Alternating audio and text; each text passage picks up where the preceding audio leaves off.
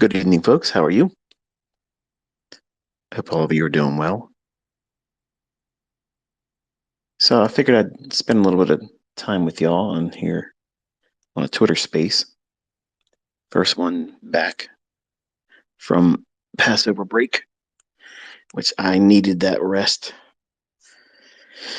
So the title of this one is Beauty for Ashes.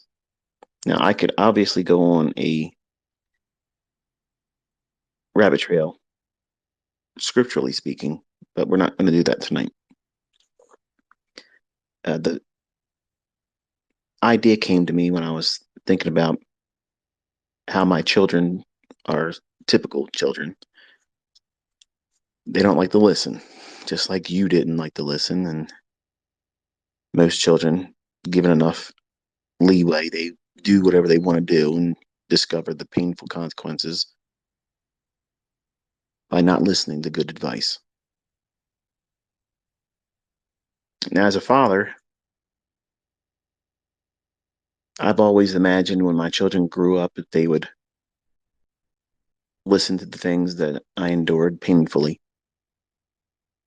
and choose not to do those things. That way, they wouldn't have to feel the same types of regret and,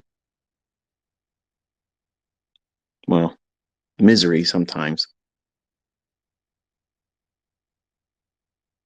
And you think as a parent, and I promise we'll talk about the markets. This is all about the markets, but I'm kind of preface it by saying this little bit of a monologue.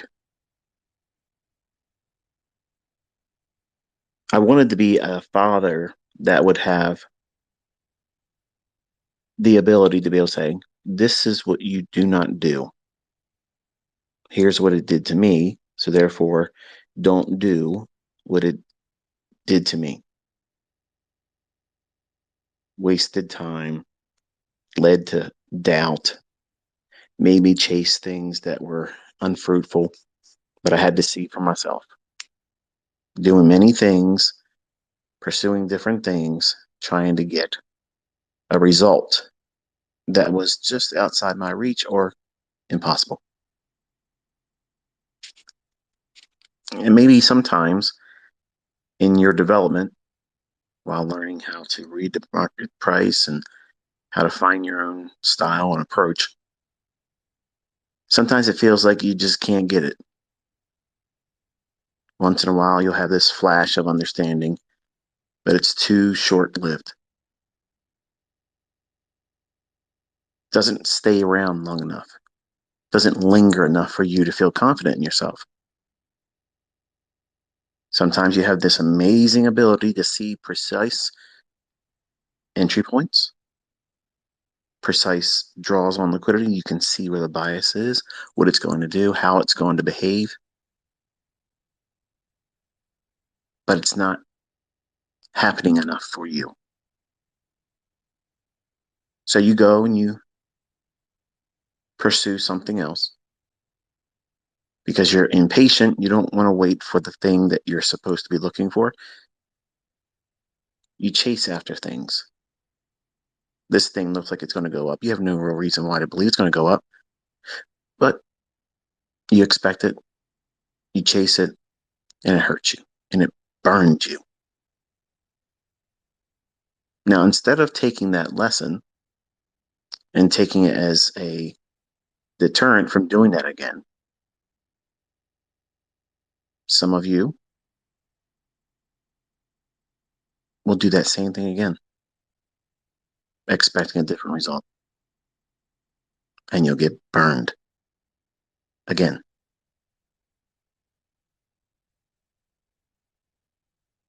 While doing these things, you don't see the scar tissue that you're creating. You think, I'm going to beat this. I'm not going to change the way I'm doing it. I'm going to do it on my own terms, my own way of doing it. And while there may be something that's been explained to me in a rule-based idea that I have to follow by someone else's instructions, I just want to be a kid. It's like Toys R Us slogan. The markets are not a toy store, and it's not a place where you can be a kid. It's not a video game. It's not a game at all. It's war. And when you set out in an endeavor to try to do something in these markets using limp noodle logic and infancy, infancy in your understanding, infancy in your aptitude, and no model, no model at all, no patience, no specific rule-based idea to follow. You just forge ahead and try to find yourself in the chaos. And in the process, you burn your account, you burn your hope. Over time, it burns your desire to want to do this. And it sears in your mind that this is probably impossible for you. And you're slowly pushing yourself away from it. But you have friends online that you made acquaintance with. You're part of groups. You're part of mine. You're in this community. And you tell yourself, I just can't let go of it. I can't do it, but I can't stop. But you're not doing what you're supposed to do. You're not following the rules. You're not following the instructions. You're doing everything but the very thing that you're told to do. And you are burning your house, your dreams, your confidence, the passion that led you to want to do this at all. And you're lying to yourself because you're telling yourself that it's impossible for you to do this. And I agree. It's impossible for you to do what you're doing outside of the instructions that was given to you. Specific instructions. And when you look at your ashes, which you've burnt up, pursuing something that had no logic for it potentially panning out profitably,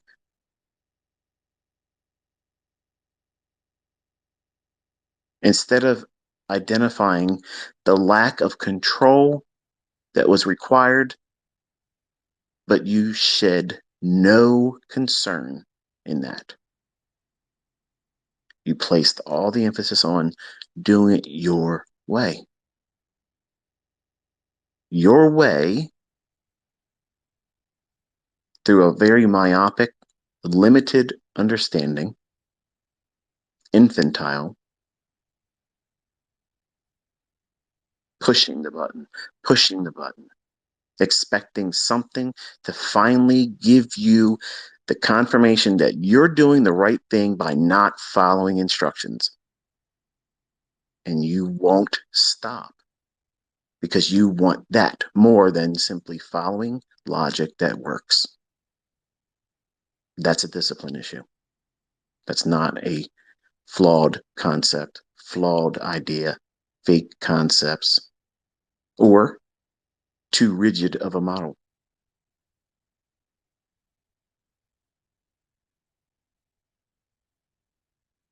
So you'll end up in this situation if you place yourself there,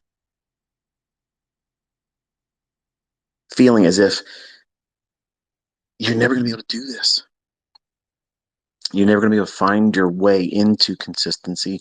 The market's going to continuously beat you down. So why keep trying? Why bother? What's the point? Every time you try to do it, it fails. But see, what you're trying to do is outside of what you were instructed to do. What was the model? Were you employing the model? Or were you doing everything outside of it because you were impatient and you weren't willing to wait for that model to form in the marketplace? I can tell you, as a younger man, I had that impulsiveness. I was reckless. I did everything outside of the rules. I would sit down over the weekend. I'd write this plan out. I'm going to do this. I'm going to do that. I'm going to do this. I'm going to do that. And with the cares of the world, my job, everything that was going on around me, I don't have time to wait for that thing to form. I think this next bar, because I didn't use candlesticks back then, I think it's going to go up. I think it's going to go down.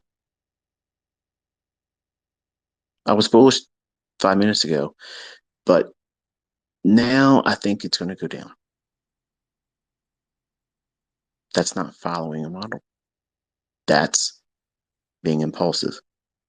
That's trading from your gut, that hunch, that inclination that you think you see something that you really never seen before, but you'll lie to yourself and say, yeah, this looks like something I've seen before. And what you're showing is you have no patience to wait for the model. And to dull that ache, that pain of not being willing to sit and wait for the setup to form, for the time of the day for that setup to form, you'll push the button in times of the day when there isn't any expectation for the market to be delivering any measure of precision, demanding that it does tricks for you and pays you for your consideration of it, like it owes you something. You identified it. You've given recognition to the market, those candlesticks. You've given some of your time. You've placed everybody else and everything to the sidelines, and you've now given all of your attention to that candlestick chart. So now it owes you something. That's a lie, but you believe it wholeheartedly. And you think every time pushing the button outside of the parameters, outside of the time that these setups should form,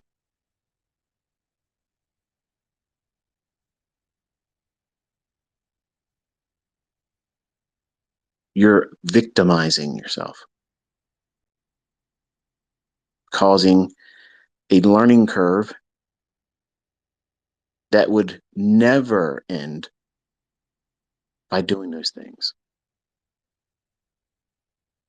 And if you've never done this to yourself, if you are a person that lacks patience and falls victim to impulsiveness, this is one of the things I talked about many times over the years. If your relationships and the way you conduct yourself in the world outside of trading, it will be magnified in trading. If you are someone that is seeking validation, seeking,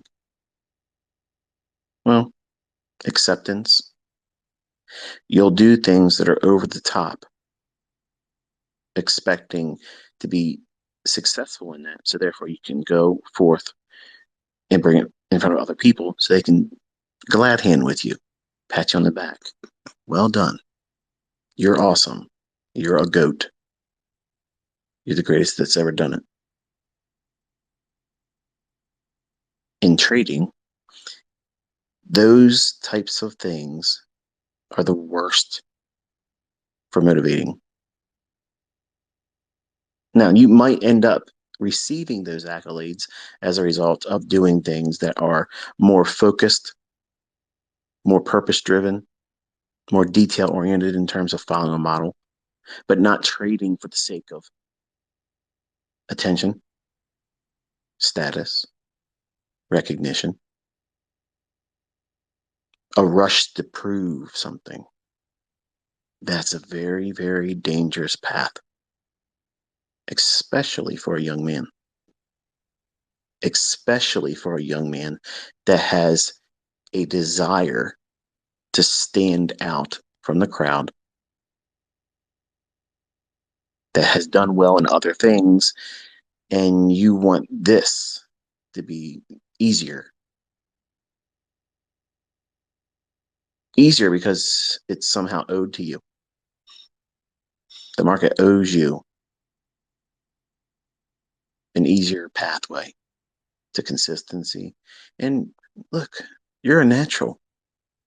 You'll be able to do this without any kind of rules. That's what your subconscious is talking to you. It's telling you, you don't need to listen to that stuff.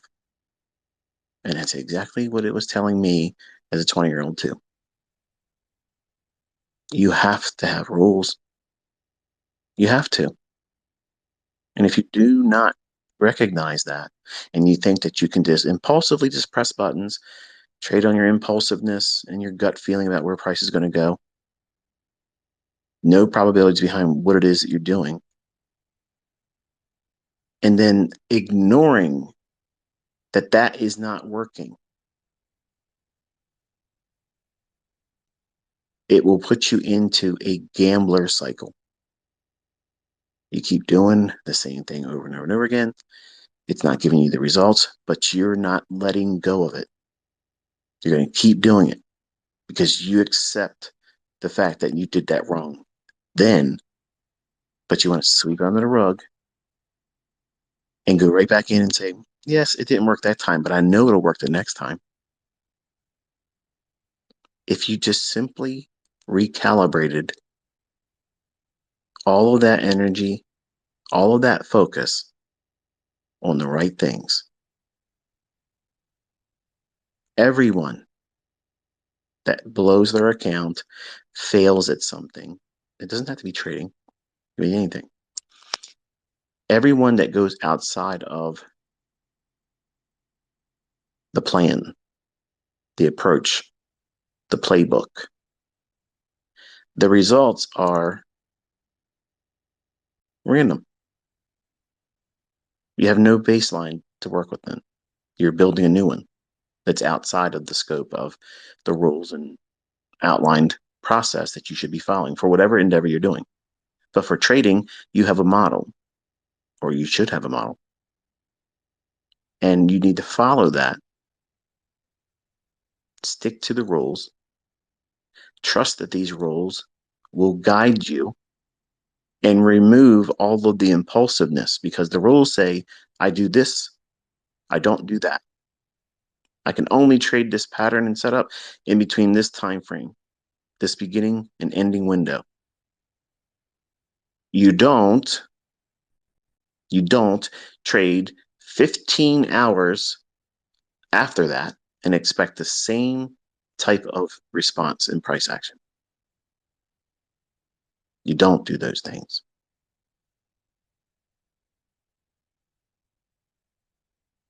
By recalibrating that impulsiveness, but sticking to your guns, because you know if you keep doing it long enough, eventually you're going to get a result that you're looking for. And then by getting it,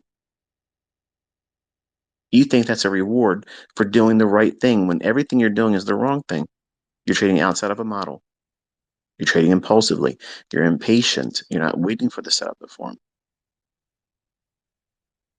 because you're having an issue with discipline. You don't want to subscribe to an idea that someone else has walked before you, lays it down in front of you and says, hey, start here, only do these things. And then you fail it. And you fail it again. And you fail it again. Multiple times, over and over and over again. And it becomes an arm wrestling match. You want to show the teacher that they don't know you. They don't understand you. You're going to be the exception. You're the one that these models aren't built for. You're going to redefine everything. Yeah, I was me too at 20 years old.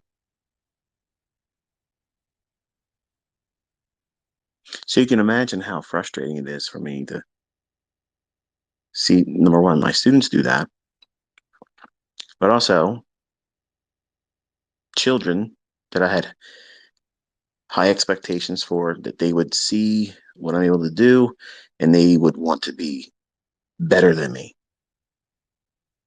Like I was expecting my kids to say, hey, you know what? I'm going to do it faster and better and more precise than dad.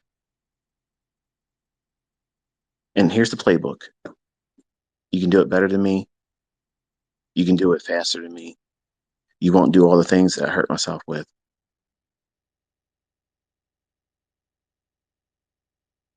And they aren't driven to do that, which is, I guess it's proving human nature. Humans by default, we don't like to listen. We don't like, well, look at the students in this community. I mean, not everyone likes the long drawn out teachings, get to the point type thing, because the attention span of a gnat is what social media has cultivated. Nobody has time to learn anything properly.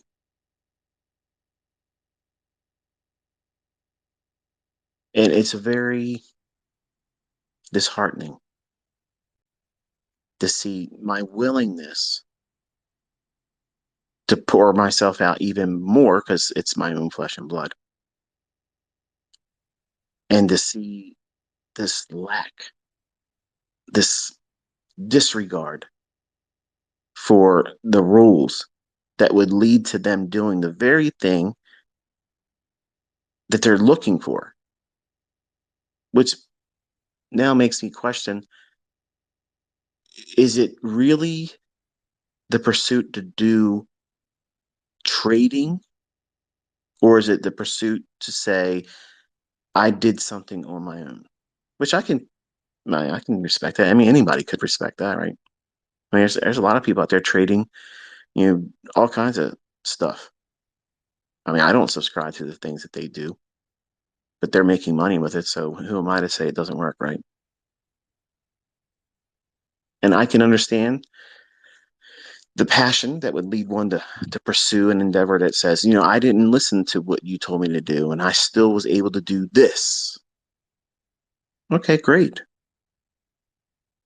But are you seeing the results that would indicate that you're doing the right things and that you should keep doing what you're doing?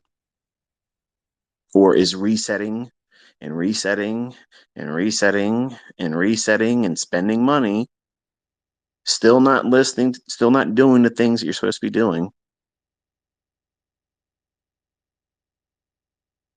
Is that really the better way of doing it? Is that the best direction?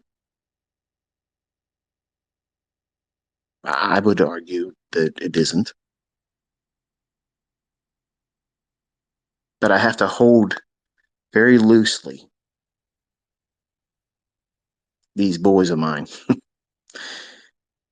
because if I say the wrong things, I'll turn their interest completely off. And that's what I'm trying to avoid. I'm trying to keep this little ember burning, and hopefully it'll turn into this wildfire that nobody can put out, and they'll be better than I am.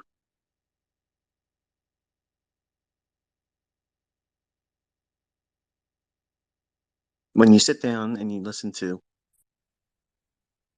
a child, they say, I don't understand why I can't do it. I don't understand why it's so hard. And then you just gently slide a piece of paper in front of them and say, are you talking about this? Are you saying this doesn't work? No, no, no. I'm talking about my way of doing it. But what way is that? If you've never done it before, you've never been successful before, you just started, how can it be your way of doing it? You're doing what everybody else has done, pushed buttons, found out that didn't work. So let's push more buttons and find out that it still doesn't work. And ignore the data that's being presented to you. Ignore the fact that you're not getting the results you're looking for. This is exactly what I talk about in all of my lessons. Having my DNA, having my time, having me right next to them, available to pick my brain, was not advantageous at all. Because pursuing an endeavor on their own steam, their own timing, their own way of doing it was more important. And I can't tell you how frustrating it is. It's very frustrating.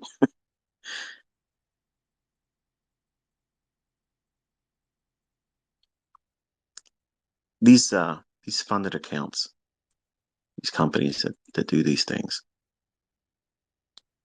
I've never had an interest in them, and I generally don't have an interest in them.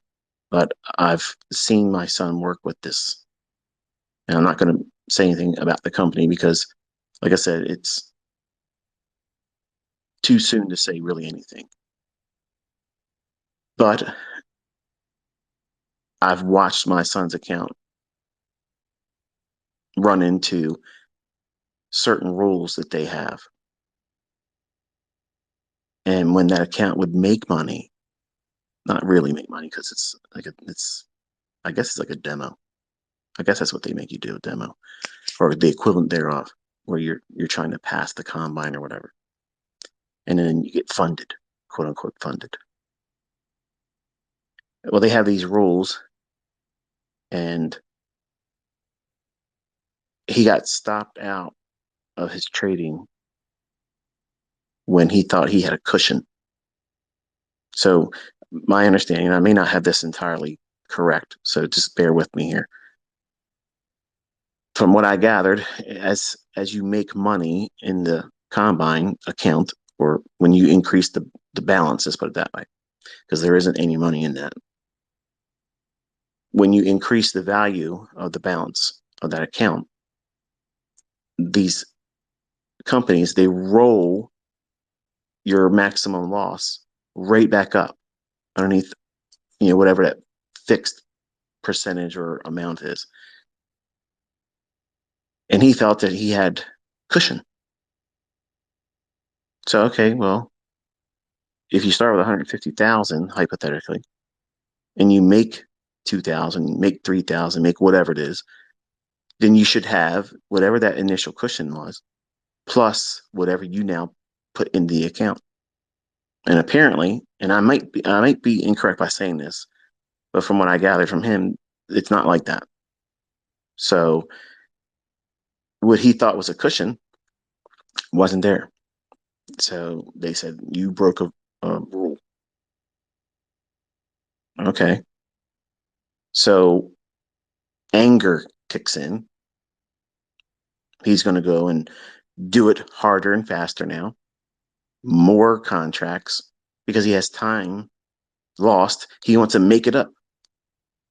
So he's impulsively pushing the button, no model, not listening. And now he's doing it with more contracts. So I haven't sat down with this. This is one of the things I was going to do tomorrow morning. I wanted to sit down and see how they put this maximum stop loss in. And when you make money, it goes up. It sounds to me, I want to say what I want to say, but it may not be fair. So just bear with me. Okay. This is what I'm suspecting right now, but I don't know in full detail. Okay, because I only see screenshots. Okay, I only see, you know, show me what you have right now. And then there's a login. He does the login. You can see what he's doing and what he's done right and what he's done wrong. He wants to show what he did right, but he doesn't want to talk about what he did wrong. So I had to be very careful because I know how this is going to go. He's going to hit a brick wall and it's going to be, all right, I tried it my way. Show me what I'm supposed to do. And I had a little small window of opportunity to do that today. So I spent my time with him. I was all over the charts today, but I had to spend time with him. So, because of my frustration as a dad, trying to get him to listen and my other boys to listen when it comes to this stuff, it's amazing. They'll listen to everything else. Dad said to this. This is what we're supposed to do. We're not allowed to do this. Don't talk out of character. Be respectful. The whole business, manners, the whole show. So I guess this is their one area they can say, look, we don't have to do this your way. When this is the very thing that you should be doing my way, right? But that's not what I'm seeing here. And it's very frustrating for me. And my obsessive compulsive disorder is really having a hard time managing all of it. Like I want them, if I could ever be one ogre overlording over them saying, you're going to do this and you have no other way. This is it. I want my inside of me. I want to be that way towards them. Like I want to exert my dominance as their father in this area. But I know that won't work. It wouldn't work with me if I was their age, and it won't work for them. And it'll do the very thing that I don't want to see happen, which is leave a bad taste in their mouth, and they'll just say, you know what, I'm not going to bother with this. So I'm balancing something very, very delicate and fragile. And they're young men. And young men, you know what it's like. You've been there before probably, and you're probably feeling it right now. You want things to be easy for you. There's nothing wrong with that. There's nothing wrong with wanting things to be easier, but you have to identify doing the things wrong repeatedly against the good, sound logic of something that has worked in the past. Don't risk too much. Don't trade more than one contract. Because these funded accounts, I'm going to say this, and I don't need to have any more details to know this is what this is. They exist to fleece you. They already know the statistical probabilities are you're going to fail. You're going to fail because you're going to be impulsive. You will not use sound logic with risk management. You're going to trade more contracts, and that's why they dangle that carrot there. You can trade up to 15 contracts. They didn't say trade with 15 contracts. They just said, hey, you can. And he tried. Not once, not twice, not 5 times, 6 times. Burn, burn, burn, burn, over and over and over again, thinking that that was going to be the answer. Not realizing that that threshold that is so small. Let's play devil's advocate for a moment, okay? I know some of you trading funded companies are listening to me and you follow me. Just hear me out. I'm not spitting in your face or saying what you're doing isn't helping some, because some of my students are actually doing well. But this discussion here tonight is meant to just really place the emphasis on doing the right things as a trader that would use these types of companies. Number one, the risk is too tight. And I know how to trade. If you're saying that you have no chance of succeeding if you only lose, a couple $1,000, that ends it. That completely ends it. We're not even talking about 10%. I don't know what the actual figure is because I just don't know, but I know it's not 10%. 10% would be reasonable to say, yeah, you this is no good. That's you no, you've messed up here. 10% that you should be able to do better than 10%, not go to 10% drawdown. They're not, none of them are doing that. When I'm trading, if I take a trade that I feel is worthy of a high risk percentage behind it, I can work with 5%. Now, I believe that would fail these funded account challenges if you were to use that and you take a loss at the full 5%. I think, if I'm not mistaken, I think that would fall underneath the umbrella of most, if not all of them. And that would be considered you failed. In my eyes as a trader, that's nonsense because that one trade, that one period of drawdown of 5%, that doesn't mean anything in the grand scheme of things, especially if you're pushing real hard. And I'm not suggesting that anyone should go into these companies or these combines and push real hard. That's the very thing you should not be doing. But my son, he felt that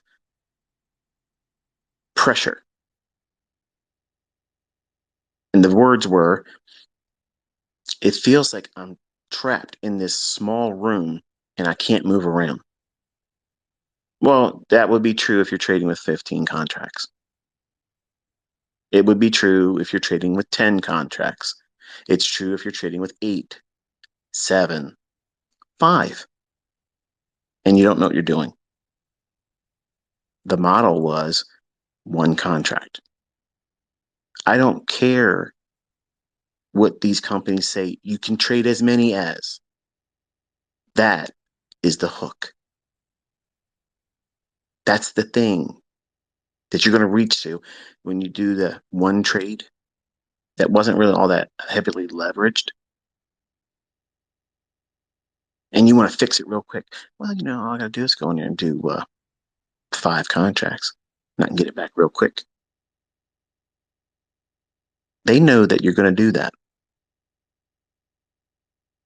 And it's advantageous for them to see you fail because you'll pay that $99 6 and 7 different times.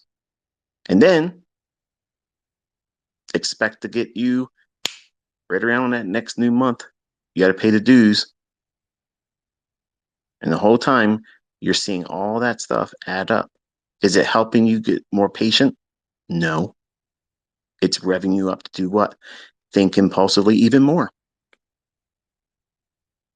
The words were, I got to get this before they ask for more money.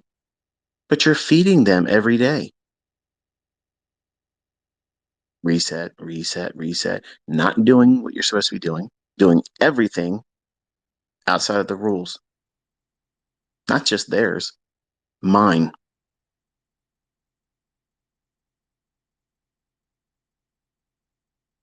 This might sound like something that you've put yourself through.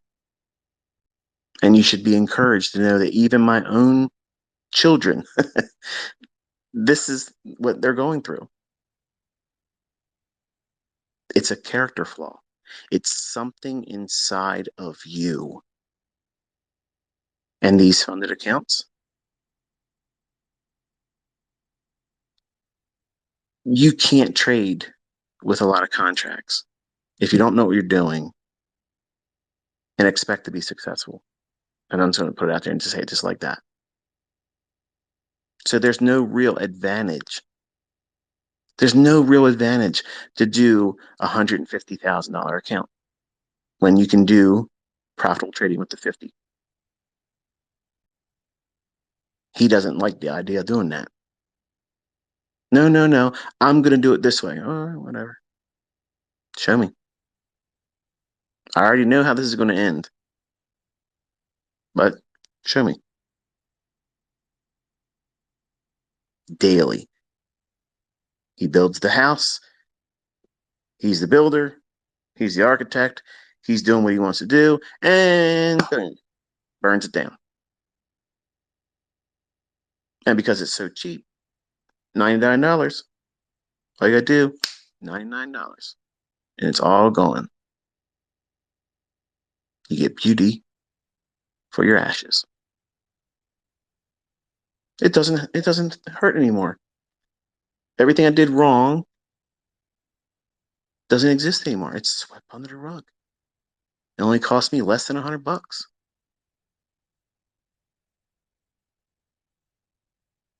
Doing the same thing over and over again. When by simply doing one contract, following the model, taking that piece of flesh from the market movement and stopping. You can't break any rules. He did, what's today? Friday? Thursday. Thursday, he had a trade on after 4 o'clock. And apparently there's a rule that they say you can't trade after 4 o'clock. Like you got to close your trades at 4 o'clock. And he did well. And went to target, set through something, and went right to his target, and then found out that that didn't matter. He had to do a reset because he broke a rule about time. Listen, folks, trading in itself, okay? Trading in itself is very, very difficult to learn in the beginning. And for you all out here that are trying to rush into these funded account challenges, you're increasing the level of difficulty when you don't have a model, you don't trade with real risk management, real risk and trade management. I don't care what size account that you have with any of them. If you just trade with one contract, you'll never break their rules and you'll make money. But greed and impatience. I got to get through step one. I got to do it. It says I can do it in 5 days. I got to do it. The rule was spend up to 2 weeks. Don't listen to that. It says you can trade 15 contracts. Don't listen to that.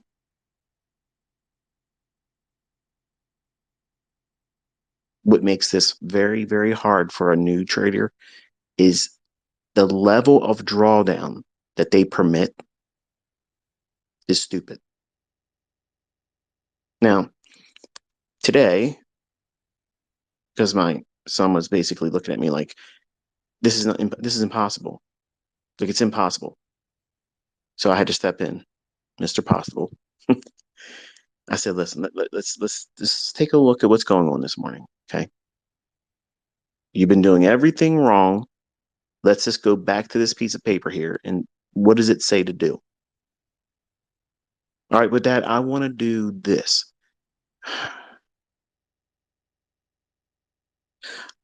All right. We'll do what you want to do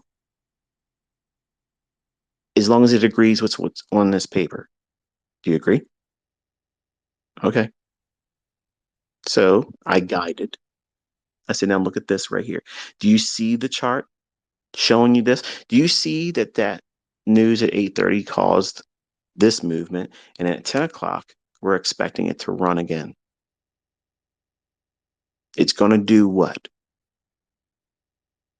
Well, you as my students know that I was looking for 4180 in ES. I wanted to see it trade there, and how it traded there would tell me how we closed the week.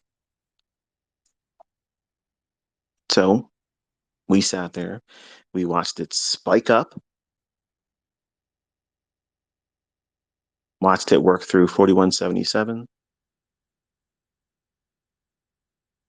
NASDAQ plummeting, dollar raging higher.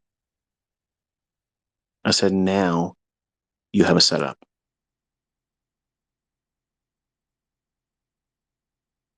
And suddenly, all the planets aligned.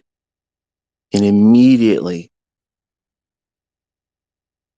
just underneath 36% of the $9,000 that he's supposed to get before he's quote unquote funded falls into his step one phase equity.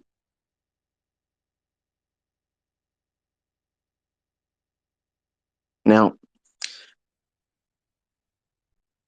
I don't know how this works because, like I said, I've never had a real interest in it. But apparently, they have a rule, or this particular company has a rule, where you can't have more than 40% of the 9,000 made in one day.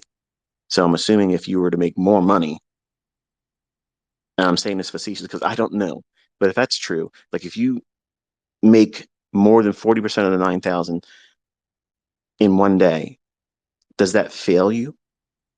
Does that like cause you to break a rule, or they just don't count that and you just got to keep moving? I don't know, but I plan on reading through all the stuff so that way I can sit down with him and hopefully next week he'll do better than he's been doing. But today I told him this is what you're looking for, and when you see it, push the button. I'd like to say that that was enough to satisfy him, but no, no. In some ways, it felt like that bolstered the willingness to want to do his own way. Like he somehow saw something new. He learned something new from that. And therefore, that piece of paper that has a simple set of rules that he has to follow need not be concerned with. So, what is he exhibiting? A character flaw.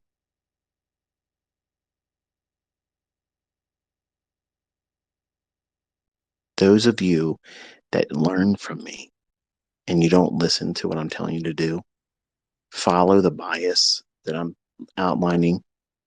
This is where I think the market's going to go. And you're fading that. And then crying, sending emails, posting things on Twitter, complaining to other people in videos about me when you're doing everything opposite and then struggling and then trying to find the blame on me or something outside of yourself. That's nonsense. You have to snap out of it. You have to snap. You can't do those things. Number one, the world isn't going to let you do that. You'll have a rude awakening. You can lie to yourself in your trading,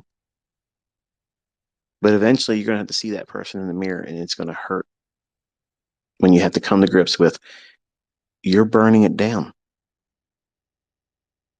You're the one holding the gasoline. You're the one that has the lighter in your hand. You're doing it. Each time you're doing that, you're causing that fire that causes more damage, and everything has to be rebuilt all over again from scratch. But it's not just a reset. You're bringing something new each time. Depression, fear, concern of how many more you can afford.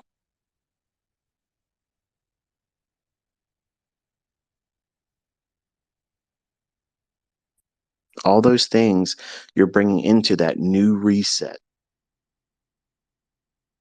It's not just $99 anymore, is it? It's really expensive. Really expensive. And each time it's going to get harder and harder.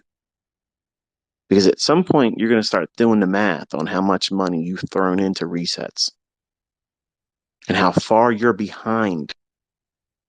See, when you first start, if you're new, you've never really put any money in the marketplace, the idea seems novel. It's wonderful. Like, hey, wow, this is an opportunity for me to go in here and not really use any of my money. And then suddenly you discover you put a whole lot of your own money into it, one reset at a time. Every new monthly due payment, and you want the maximum. So you want to give them $400 a month while doing nothing right. And you build up a list of resets, each one costing about $100, and not making anything, not even getting to what is it, step 2, where you're considered funded. All that money being wasted, all that time being wasted, and all of that scar tissue being created in your subconscious about what it is that makes you a trader. And it's interesting. It's almost impossible for you to recognize that what you're doing is wrong. You're telling yourself what you're doing is right. It just has to be done longer and it'll start working. If you just recalibrated that tenacity, that hoopfa, that moxie, that thing that just says, I don't care. I'm doing this. If you applied that to a model that works with sound logic, you're invincible. You're invincible. Doesn't mean you won't have losing trades. It means even with losing trades, you're not going to deviate. You're going to stick to what works. It's proven itself to you. The back testing has proven it. I have proven it. I've shown live, this is what it's going to do, and it doesn't. This is what time it's going to form, and it does. But if you're not going to reach for that logic, and what you're doing is costing you money and resetting and frustration and becoming more and more agitated by not following the rules, imagine what would happen if you started following the rules. If you just simply did what you were told to do, how much easier would it become?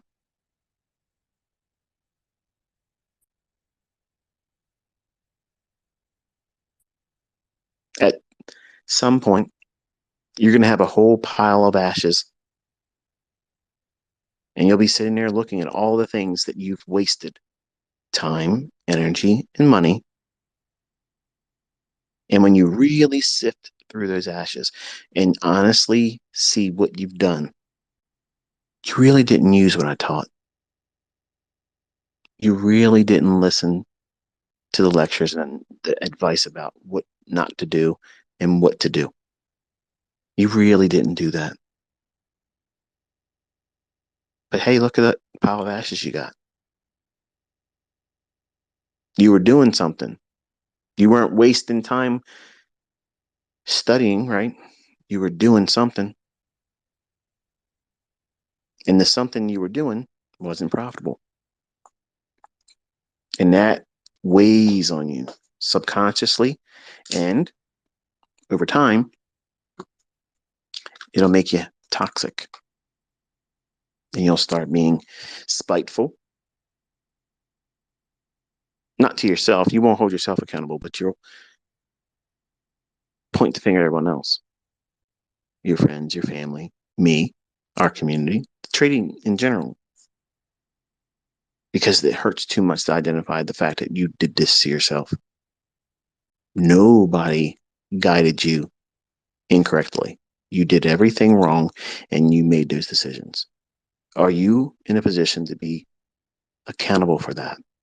Where you can say, yep, if I'm being honest, I made these mistakes on my own. Nobody told me to do that. I did it on my own. Because that's what a trader is. It's a person that says, I own my results, good or bad. I can live with myself because I'm following a model. I have a rule-based idea that I'm going to stick to that allows me to be objective. I'm not going to be swayed by my notions. I'm not going to be swayed by the psychological impact of what other people think I should do and how I should trade.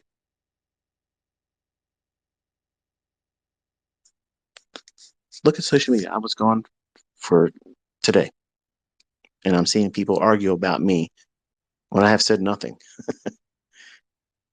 People are upset with me, and I haven't done anything. Now I can cause a bunch of chaos, and I don't mind if they're talking about it then. But if I'm not even around, if I'm staying in my own lane, focusing on my family, you know, people, it's not fair that I gotta deal with you. I haven't done anything.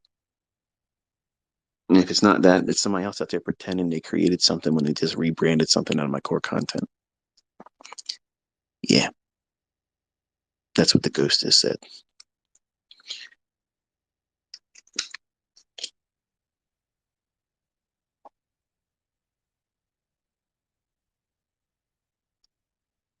So I'm aware, obviously, that I have students. I'm interviewing them, obviously. I have several more I got coming. I was going to do one today. I had asked the gentleman to let me know if he was going to be available today at 1 o'clock, and obviously my family took precedence, and I wasn't able to confirm that, so I'll have to do that next week. But I have 3 of them scheduled next week for a sit down and recording, so I'll stagger them going into the future, releasing them. But they all know that they'll be sitting with me talking, and they've done things like these funded accounts, and they've made money. So what I'm saying here tonight, don't let it discourage you if that's what you're doing or plan on doing. But I think that if you are going to go that way, one contract, one contract is all you need to do. If if you can't lose $3,000, that's your max loss. And each point or handle in the ES is $50. If you're trading with more than one contract, you are exponentially increasing the rate of impossibility for you to succeed long term because you're willing to take on the larger risk because the payouts are better. I can get more money faster. Well, that could happen. That could happen. I'm not saying it can't. But what also could happen is you could be human. You could be a little off on the day, and the market could also behave just a little bit squirrely, do something just a little bit unexpected and color outside the lines that you thought it was going to stay within. And the day that you chose to do 10 contracts stings and takes a little bit of your backside off. And then you got to correct all that. And it now becomes, oh, I'm further away from the finish line. Now I got to fix this. Whereas if you trade one contract, regardless of what size account funding you have, one contract, that's a lot of wiggle room. If you only lose 3,000 and you're trading with one contract, you can be horrible in your precision. As long as you're right on your draw and liquidity and you're trading in the right time of day, you can still eke out profitability. You don't need precision, but you have to have precision. Like my level of precision, if you're trying to trade 8 contracts or more, and you can only lose 3,000, or you burn it, most of you listening aren't in that skill set. And that's not a knock against you and me saying I'm superior here. I'm saying that the parameters that they're trying to place on yourself, you may not be versed in trading, know yourself well enough, and maybe not even be able to do a precise entry continuously over and over and over again because you haven't done it long enough. You haven't identified when it's not likely to be as precise as you would hope for, which is what I'm trying to teach this year by mentoring with live data, teaching you how to read the tape. So why would you want to increase the likelihood of burning everything down just to have one good quick run? I got to step 2 real fast. Well done, you gambled. Well done. There's a lot of people that go to Vegas and they make money. That doesn't mean they were skilled. You want everything that you're doing in this industry, in this endeavor, this pursuit of excellence in trading to be that very focused there. Excellent in excellence. You want to be able to focus on being good at what you're doing, not showing up at the right time and getting lucky. You don't want happenstance. You don't want coincidence to be the common denominator in your success. That's not what you want. But if you're being honest with yourself, that's what you're asking the universe and fate to come in to your favor when you're over leveraged, just trying to get through to step 1. That's what I've watched him do. I've watched him push and push and push and just try to get through it real fast because it took him longer. He's speeding up more intensity and more fever to do everything backwards still because panic has set in. And I just sat with him and reminded him today that there's no reason to feel that way. Think about it. You're going to pay this monthly due to whatever that company is. So why not just give yourself the full month? Does that make you a bad trader? Does it make you less of a trader than someone else? Who cares how long it takes them to do it and what they think that it should take you to do it? Because when you get funded and if you make money and you do whatever those profit splits are, which I don't even know what the profit split is, like, I don't know. But whenever that is, and whatever that payout is you get, are you going to listen to that same person that's telling you what you should do, how you should do it, how fast you should do it? Are you going to let them tell you how to spend it? No. So why are you going to listen to them when they tell you what you should be doing to get through it, a specific time frame or duration or model or approach to doing so? All these things are distractions. They're all ways to keep your eye off of what it is you're trying to do, which is find consistency, stop burning down things, and receive beauty for ashes. By doing what you're supposed to do and focusing on that, not trying to rush it, not trying to add 20 funded accounts. Let's just start with one. Let's just start with one, trading with one contract, giving yourself time. Okay, I know some of you are thinking, wait, Michael, wait, man, wait. Listen, you said one contract, but they're asking for $400 a month. Come on, man. I can't get rich on that. They're in my pocket. They're going to be taking a portion of the profit split on top of that too. It ain't worth it then. It's not. You have to turn these odds around and place them in your favor. You got $3,000. $3,000 drawdown with one contract, that's a lot of wiggle room. That's very forgiving. And to make $400 over the course of a month with one contract is easy. See, you don't know it because you're trading with larger leverage every time you're trying to do these combines to get through it real quick. Because you probably told yourself, all right, I'll break all these rules to get through it.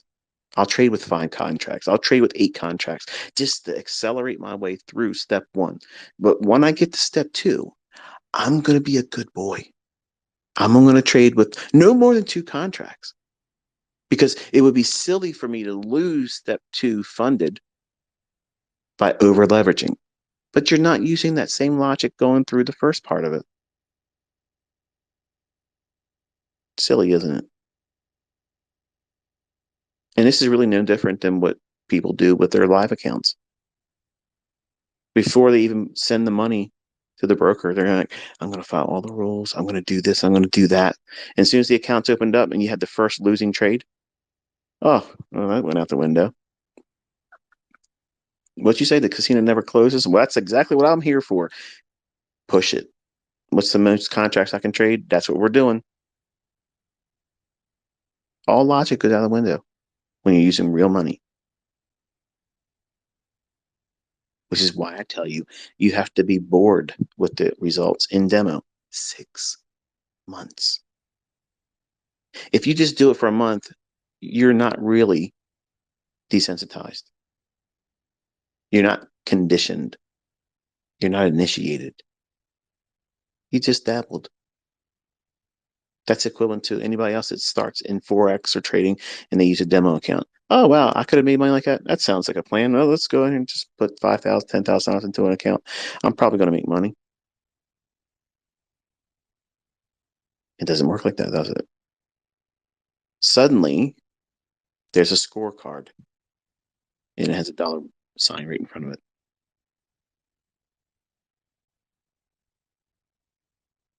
You don't want to do all the wrong things multiple times and realize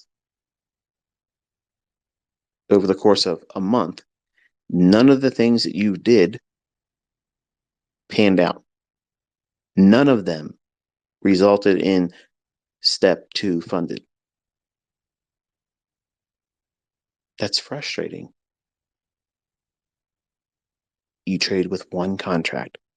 I don't care who you see live streaming making money.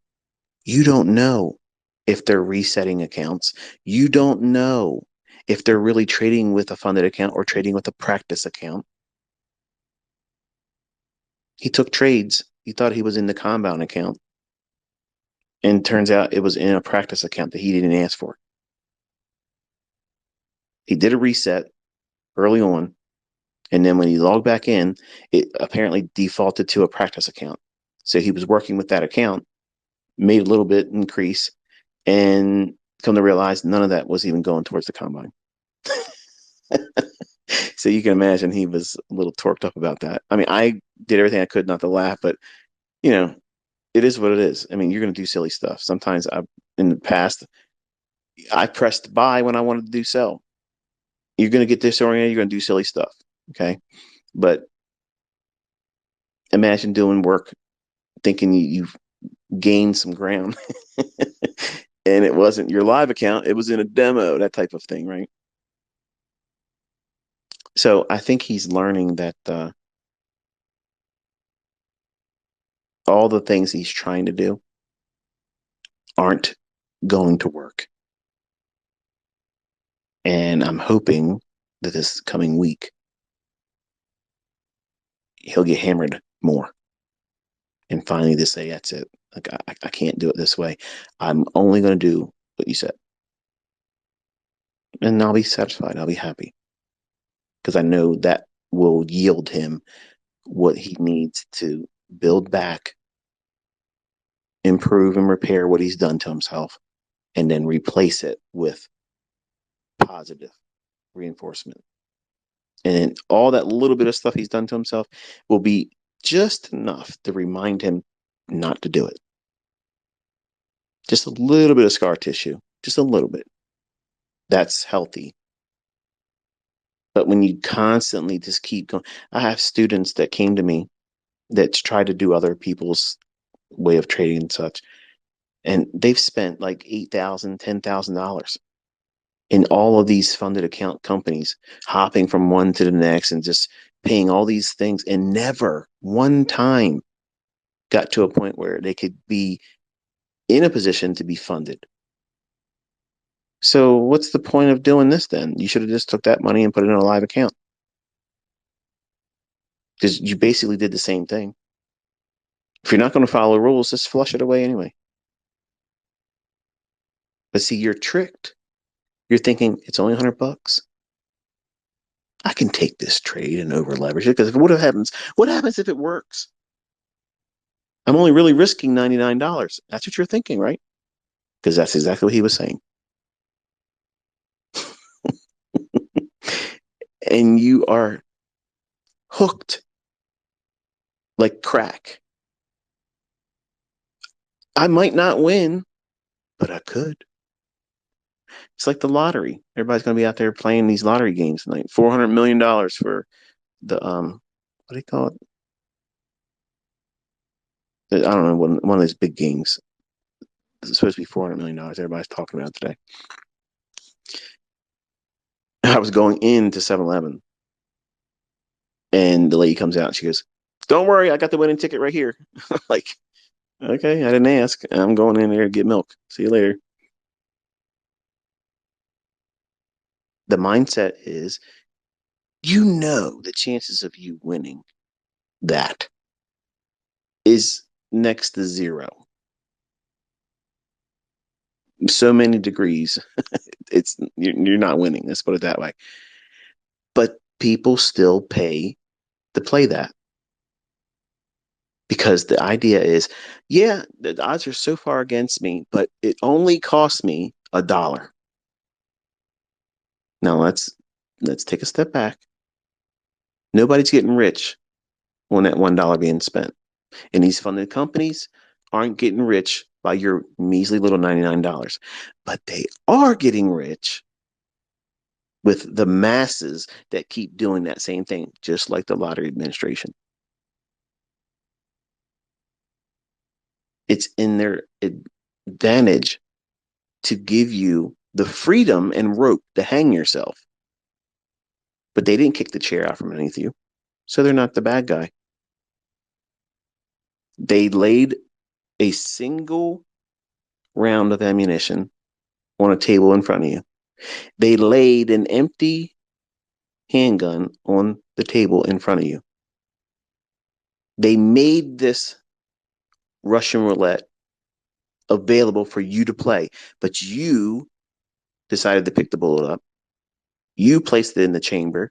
You spun it and put it to your head. Whose fault is it when you pull the trigger? What consequence and result after you pushing that trade, doing that thing that you did? Who's going to have the responsibility when that trigger's pulled? Not them. Their hands are clean. They're getting paid, and they don't care if you go away, because there's going to be someone else that's going to jump in their spot, your spot, everyone else's spot, that says, "I'm tapped out. I can't afford to pay anymore."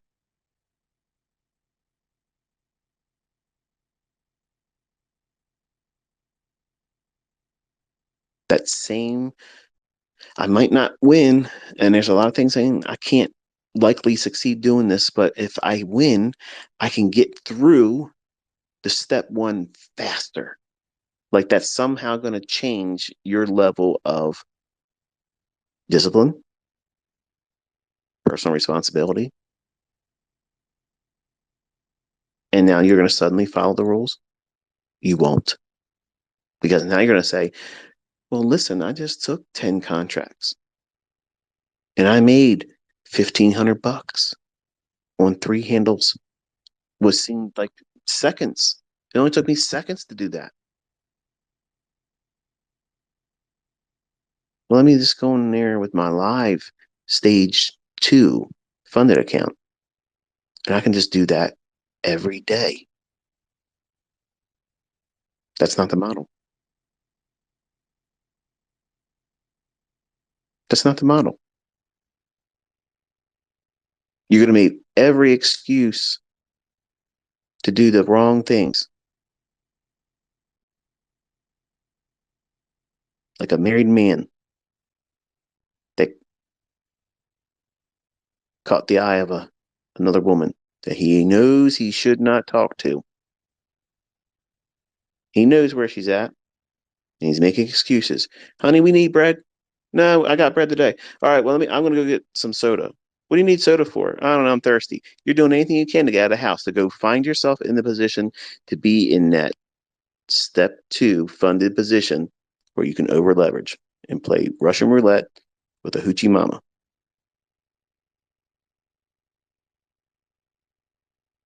That's human nature. That's a character flaw. You're inviting chaos. You're asking for it. In this case, you're buying it. You're paying for it. And while they may make available all these things,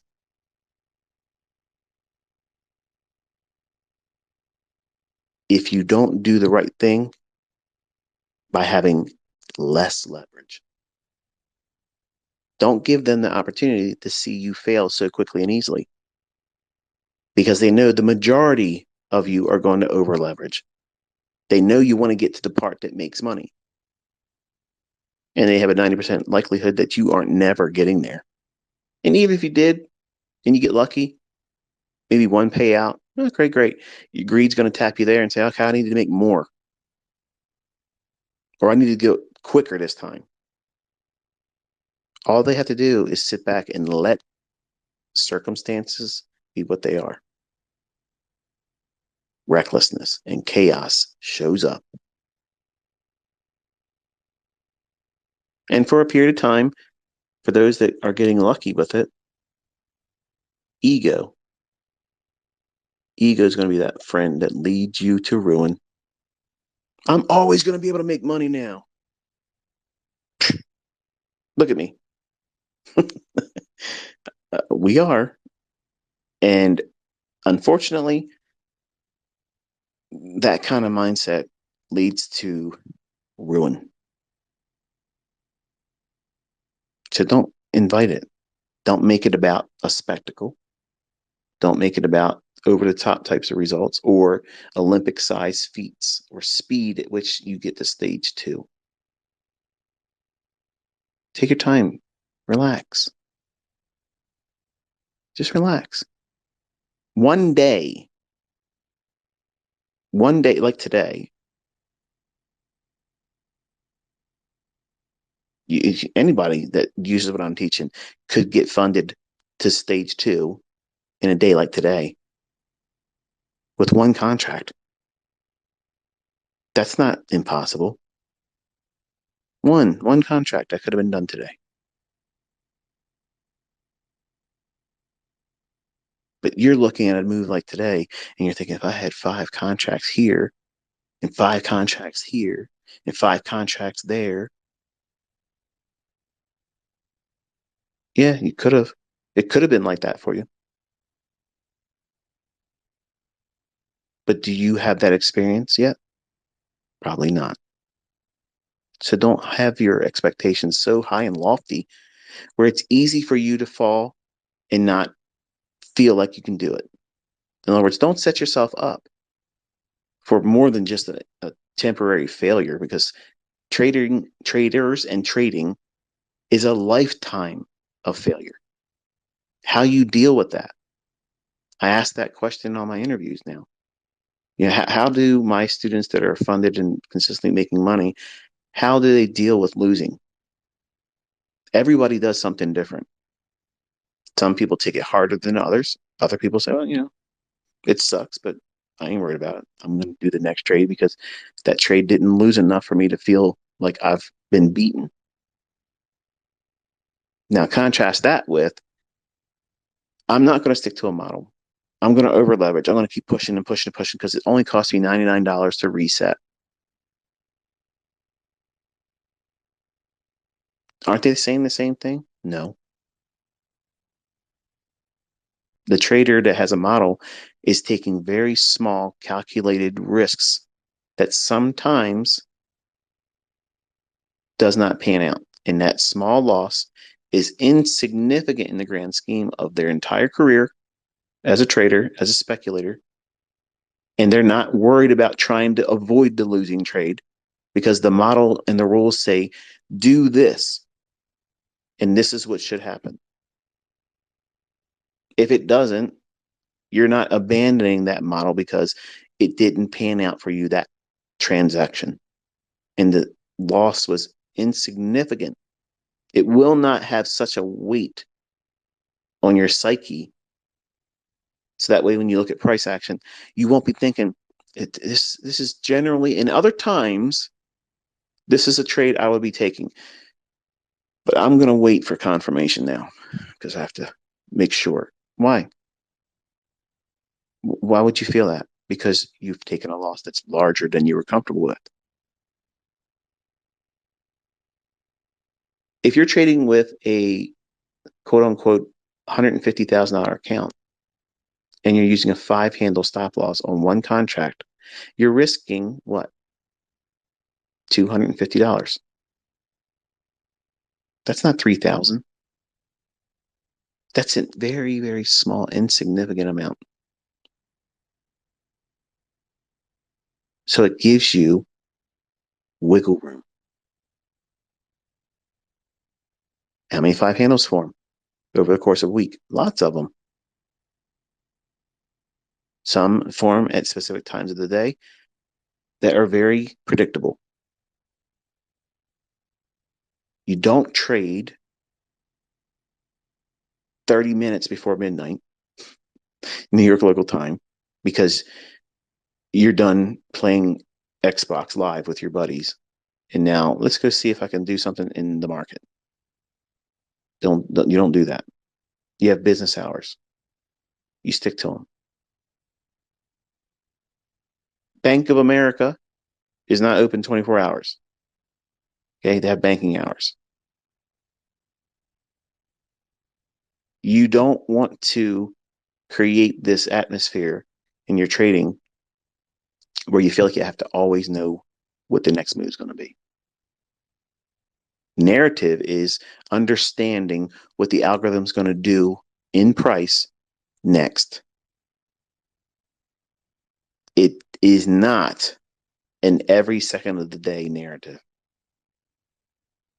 The narrative is when we go into New York session, during this period, I'm looking for the algorithm to do a specific thing, behave a certain way, present an opportunity like the fair value gap, drawing to liquidity. That's a simple rule-based idea. It's time-based. Why would you want to complicate that? There's nothing easier than that. There really is nothing easier. Oh, you can just follow a moving average crossover. Okay. What time frame? What's your entry mechanism? Where's your stop? What are you reaching for? What's the target? See, yeah, I can play devil's advocate just like anybody else. And I can say something, and when I've said it, you have the luxury of coming back and saying, but what about this? And what about this? And what about this?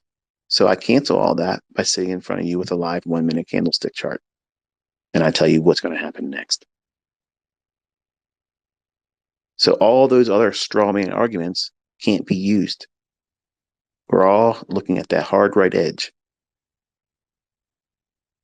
And you don't want to take these perfect opportunities to do all the wrong things, waste time, waste money, build up frustration, and now fear.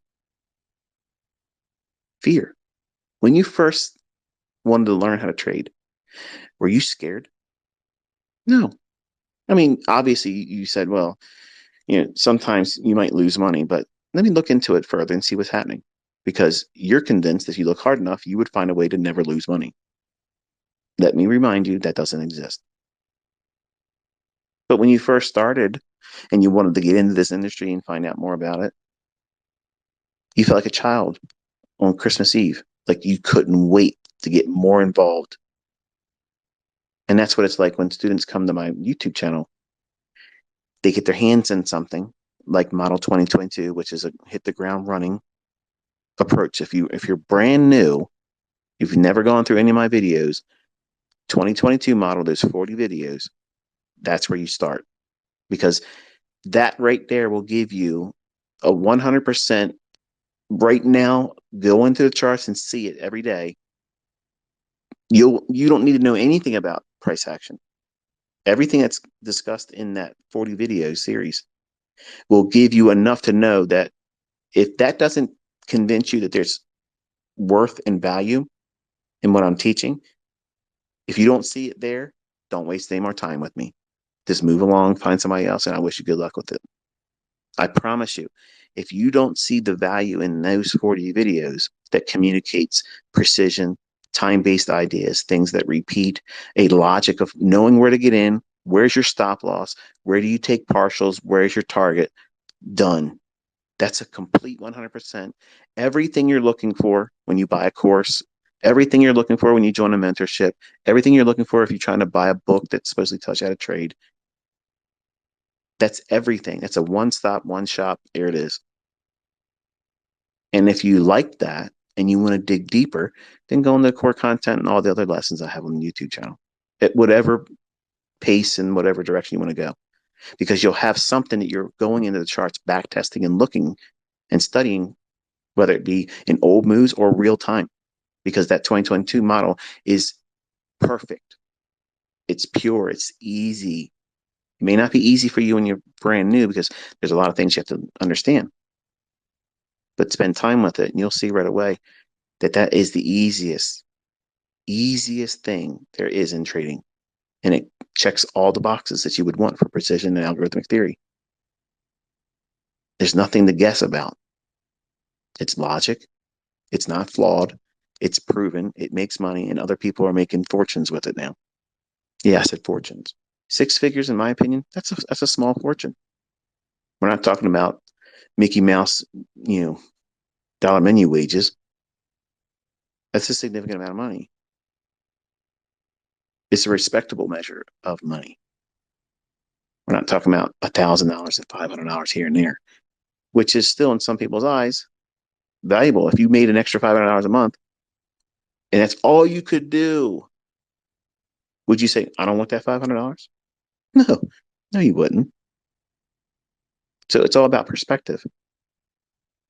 What you're looking for, you'll find it here. I'm not going to sugarcoat anything for you. I'm not going to pull any punches. I'm going to tell you it's going to be hard. It's going to take longer than you want it to. And you're going to learn in a setting that makes you no money. That's exactly how you want it. Doctors don't go out there and ask people to come off the streets and say, I'm studying for my exam tomorrow. Can I cut open your abdomen and remove your spleen?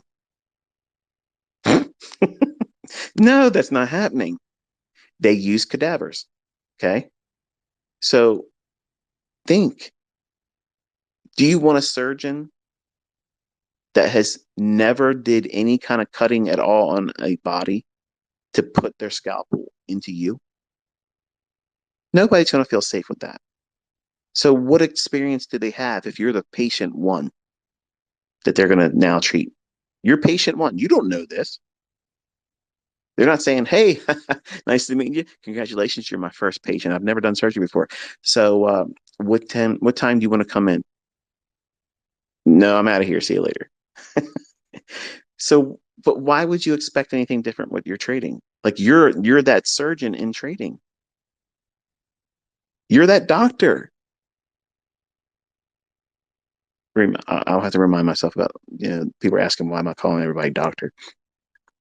I'll just say it now because if I don't say it now, I'll probably forget about it. My ninth grade year in high school, I had a civics teacher. One of the coolest cats there was, man. He kind of reminded me of Martin Luther King, and he just was just real smooth, man. Just real smooth.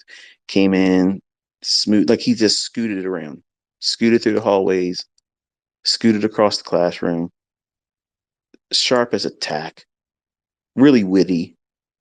And every time we would come into his classroom, every gentleman that came in and greeted him, he turned to him, small little smirk, doctor, doctor, doctor. And that was one of the coolest things I saw. And it made me feel cool when he would say it to me. And I could see the expression on the other students got, their face would, it would cause them to smile. And it resonated with me and it stuck in my ninth grade year. And now when I greet my friends or associates that work with me, um, that's where I do it. It to me is one of those cool things that I saw someone that I looked up to, and it just resonated with me. Much like you all try to talk and sound like me because I've made an impression on you. Well, that's where I came from. So when I'm doing my interviews, I'm greeting them. That's where I came. That's where that came from. So anyway, you're going through this process of learning how to trade. You're that surgeon in development. So learning how to do this in a condition where you can't cause any harm. The surgeon that's learning how to do a surgical procedure on a cadaver, are they afraid that they're going to put the cadaver in the ground or kill them? No, that body is dead. It's been submitted to the Department of Science, and they're making that body available to do whatever they want to do with it. That's a cadaver. So a surgeon works with a once living person, but no longer is living. It's expired. That body is lifeless. And they get to have all of the advantages of cutting on a real body, feeling the, the restrictions of certain types of tissues, even with a scalpel, how to navigate inside of a cavity of an abdomen or a rib cage or a brain without the risk of loss. In trading, you want to learn how to what? Navigate the marketplace and engage without having loss. Do you think the surgeon's first procedure on a living person, do you think they're calm, cool, and collected? No, but they're going to lean on all the experience they gathered with cutting on those cadavers. When they were doing their case studies in the textbooks, writing out their ideas, that's not the same. That's just you writing out your model. But then when you go to that cadaver, which is a demo account or paper trading account, you're doing the theory in a setting that can't hurt you or anyone else. That's proper learning. You're doing it without any concern, psychologically or emotionally, about the outcome. You're focusing on doing what the theory suggests you're supposed to. What's the process? What's the protocol? You're following that. That's your model. Don't let anybody make fun of you and make you feel like, oh, I'm learning how to do this with a demo account. It doesn't matter. Your results are going to be yours. If your results are going to be unbelievably, successful, there's going to be a lot of people that going to say that it ain't real. And are you going to care? Are you going to care when you start making real money if people don't believe that how you learned was a good or bad way? You don't care. I have more students that aren't on social media because they're off doing their own thing now. Look at the young people that are making themselves available to you in these interviews. They don't have to do those interviews. They're interviewed by these companies. I don't own those companies. We don't have some kind of conspiracy together. I mean, you've heard me talk really in a very low key anti-approach to funded accounts, if you heard what I was saying earlier. Like I'm not a fan of them, even though I have profitable students that use them. I'm not a fan of them. That's why I will never do business with any of them. I will never have an affiliation with them. I will never say, go and join this funded account and blah, blah, blah. And here's a 20% off type thing. I don't want affiliations. And when I tell you something, it's my honest opinion. No one has influenced me. They're not paying for my opinion. I will never have my opinion paid for. And I never I represent no broker whatsoever. Period. I'm not an introducing broker. Anything I tell you, it's my opinion. And I'm not monetized with that opinion. And that's why, unfortunately, my opinion isn't liked by a lot of other folks because it infringes on the comfort they hold with their affiliations. And I don't have a problem with them having their affiliations. Listen, get your money, man. But don't hold me to that same level of, well, he must be in partnership with somebody else. I'm not. So I'm out here sharing my opinion, and it doesn't mean my opinion's right. It's just my opinion. You may take something I say and get a hair up your backside and say, well, I'm going to use this as a reason to prove ICT wrong. And then you create something entirely new. And that would be amazing. So it's not meant for me to be a reason for you not to do funded accounts. I'm just saying that everything that I felt most people would encounter, my son's experiencing that. So in many ways, I feel vindicated. And the only way I think he and anyone else will do well doing it is by never really over leveraging, never really doing that. Trade with a very small number of contracts, even if they give you the freedom to do more. Because you're really not trading with $150,000. You're trading $3,000. And $3,000 is undercapitalized, grossly undercapitalized. And anyone that says other than that is full of grade A cow patties. It's just the way it is, folks. Drawdown is a real part of trading. And when you burn your funded account and you burn your funded accounts, you'll feel like, well, I'm going to go back in and I'm going to be a little bit more selective, but I'm not going to change anything I've done. If over leveraging is part of it, you're going to fail. Just give it enough time, you're going to fail. If you listen to my students and other people that do this, they build up these, well, they have like a deck of cards at their disposal, multiple funded accounts, multiple ones, because it allows them to have a card to play when one's roasted. When it's burned, they can't use that one anymore. They have something else they can lean on. How about just have one account? Don't over leverage it. Don't demand more than it's going to pay out. Make enough money to go with a company like AMP, where it offers you real trading, very, very low margins. My son had experience with that company, and hey, it is what it is. No broker's perfect. No broker's going to be perfect. You're going to complain about all of them, but that's the world, man. Like you're not going to have a silver lining that's seen by everyone in an agreement. You're going to have your favorite things about a broker, and you're going to have these pet peeves that you don't like about them. Everybody's going to have that because they're the middleman. But I don't think your best interest is suited for only viewing funded accounts.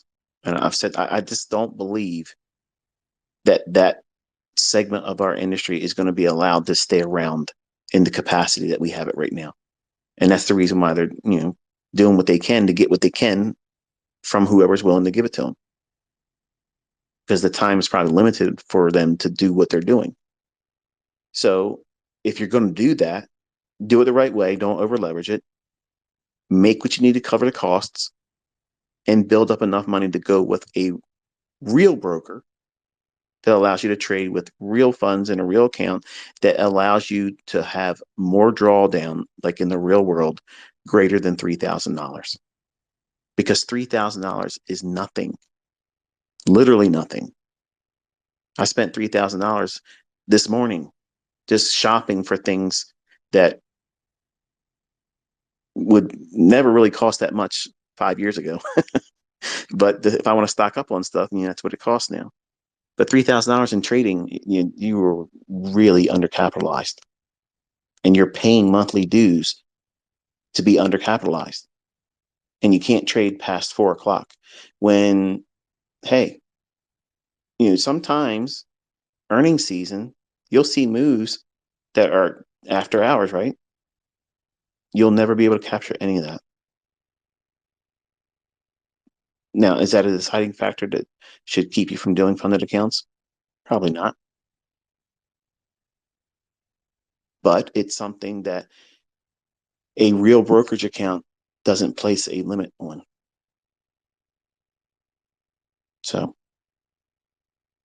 just food for thought. I could have him in a stage 2 funded account like that. No problem at all. Easy peasy, lemon squeezy.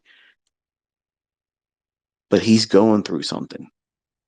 And I have to let the natural order of things push him to a point where he has to identify what he's doing isn't going to work. And today I proved that what I teach and what I do does in fact work. Even in a condition where you think that what you're doing will eventually materialize in the outcome you want, you probably don't have the resources, the patience, or the money to keep resetting until that thing unfolds like you hope it will. I mean, he won't ever run out of money. What he'll run out of is trust in what he's doing is going to lead to the result that he's looking for. And I'm trying to let the natural process that everybody goes through this. Some more than others, some much harder than others. Some are more stubborn. I was very stubborn. I wanted, and I've said many times, they name streets after me one way. And I wanted to have it my way. My way. And if I'm teaching, you can't come here and expect me to teach you a different way than I'm willing to teach. It isn't your way mentorship. It's my way. And if you don't like how I teach it, nothing's keeping you here. You can learn how to trade from somebody else. There's other stuff out there that works. Just have good money management. I promise you'll probably still make a little bit of money, but you're still going to lose. And whatever you use to find profits, whatever religious faith you want to place behind whatever it is you're doing, you're welcome to have at it. Be rich. Good luck with it. It isn't going to change what I view about the marketplace and my convictions about what should be done correctly and what things shouldn't be done incorrectly. All these things I've developed this opinion over 3 decades, and I'm not going to listen to somebody that just started up and they somehow know more about how I should behave or view the marketplace in their infancy as a couple months in observing price action, or coming from another school of thought and having never really spent a full year in it. But they're not going to change or impact my opinion about what it is I hold about the markets. And it won't be like that for you either. It's going to be like, okay, your opinion. I understand it. I respect it, but I'm not going to do anything with it. So there it is. And I'm hoping that what I'm saying here tonight doesn't discourage, because like I said, I'm going to be talking to students that have done funded accounts next week. And you've already seen these individuals that I've already interviewed. And they're right from my private mentorship. Like they paid me to learn what they do and have made money with it. I have more of them next week. If you have learned the 2022 model and you did not join my private mentorship, which no one can, it's not happening anymore. So just relax. We're mentoring just like this now. If you made money and you've been profitable with your trading, whether it be with your own funds or through funded account companies, and you want to be interviewed, I'd love to sit down with you. But it just seems like that I'm only getting my private mentorship students, which unfortunately that gives the impression that nobody can be profitable like with the 2022 model, which that's not true. It's just that model really clicked for a lot of my students that were trying to find their own model. And mentorship, when they paid me, I was giving them everything that I was willing to share as components. But I also taught them how to take each component to build their own model. And for the students that were in that mentorship, I had a very loose overview discussed in a commentary about that very model. I was leading people to just do that very thing, like create that model. So I suggested the pieces, but I didn't put it out there in a step by step by step by step. And if anybody's out there telling you that they're going to sell you access to videos where I've done that, they're lying to you, because I didn't do that. And my mentorship students will tell you right now on Twitter that I did not do that.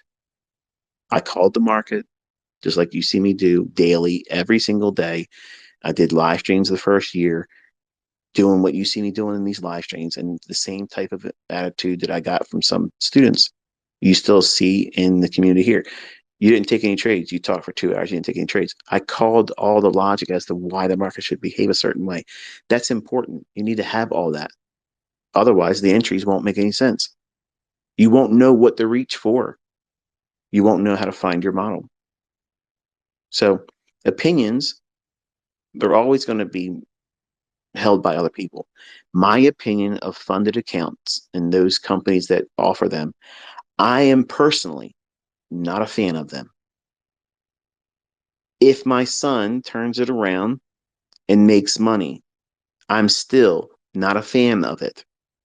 Of the opinion that, yes, most of you that use them probably don't have the funds to go and do that. I understand that.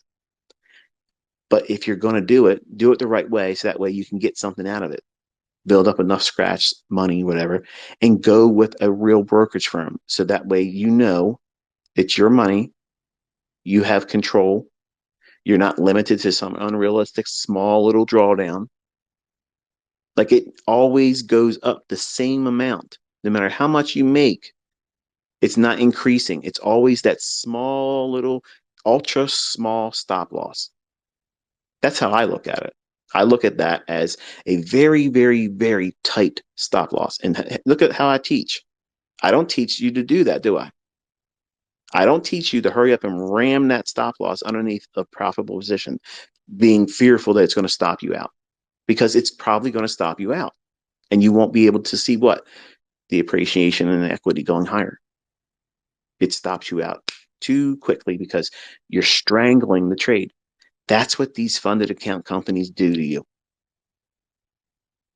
And anybody that wants to say otherwise, you're welcome to your opinion, but you're never going to convince me that it's anything but that. They're placing so many odds in your favor of failing, but they market it like this is the greatest advantage in the world. Look at this and look at that. Look what we do. We provide this. You don't have the money, use our money. Really? That small, ultra small trailing stop loss, maximum trailing loss, or something. I don't know the term. It's something like that.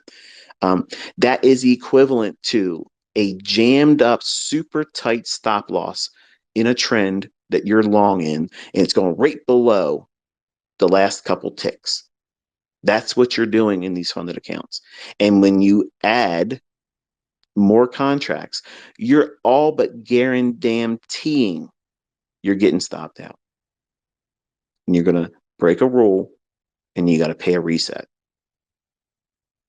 It's like getting margin called and you're paying for it, but looking at it like it's a good thing. I'm sorry if that ruffles feathers. That's not, I'm not trying to do that. And I know some people are probably already preparing some kind of tweet response, this, that, and the other thing. It's my opinion. I've watched what's going on in my son's account. I've seen he's broken every rule. And two of those rules don't make any damn sense to me. You can't trade after 4 o'clock. Dude, what are you talking about?